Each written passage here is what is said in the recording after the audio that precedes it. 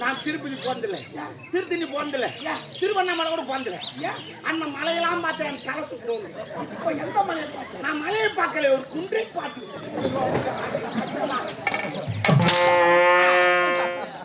சபையில் எப்படி பேச வேண்டும் தெரியாது, குன்றை பார்த்து.